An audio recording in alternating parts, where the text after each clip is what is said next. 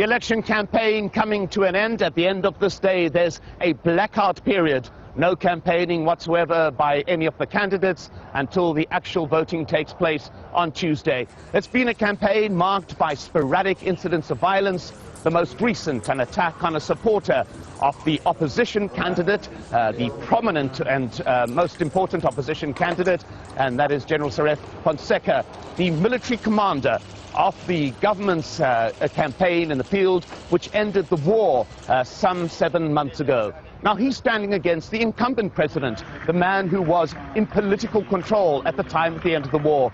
Each of the candidates has been arguing that they were the people, they were the person who brought about peace within this country, a much needed peace after such an extended period of conflict.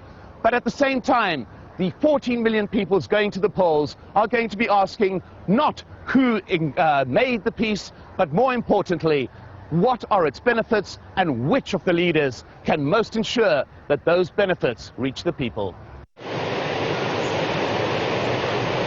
A country at peace after decades of war, and among many in Sri Lanka's shimmering green mountains, the bitter conflict fading in memory and rising hopes of better things to come. With this peace, I hope to get good work harder and have a better life. A hope shared by the estate manager, proud of the product but aware of the extent to which the war impacted on international sales of the country's most important crop. Image what the rest of the world had on Sri Lanka was that we were a country where there was a lot of war and conflict, and people a bit reluctant to buy our tea. But with the war ending, I'm sure this situation will improve. Prices and sales have been rising.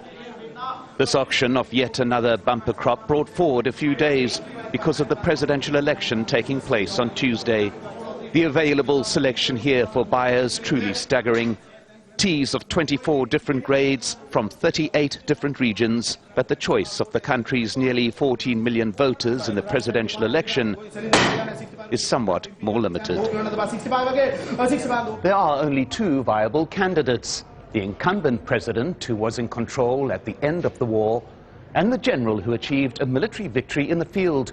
But ultimately, the voters' choice may not depend on who is decided to have done the most to achieve the peace, rather who they believe would be most effective in ensuring its benefit.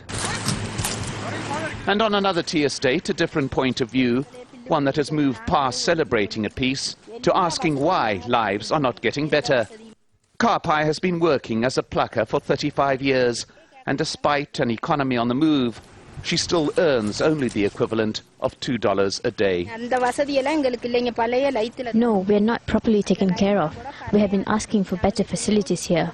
The bosses have promised us a lot, but they are yet to keep the promise. For nearly 3 decades, the winding road of a developing democracy has been diverted and at times obstructed by war. No such excuse now. In the eyes of the electorate, the path cleared of obstruction, and perhaps the impending realization for politicians that the challenges in peace may be even greater than those faced during a war. Mike Hanna, Al Jazeera, Colombo.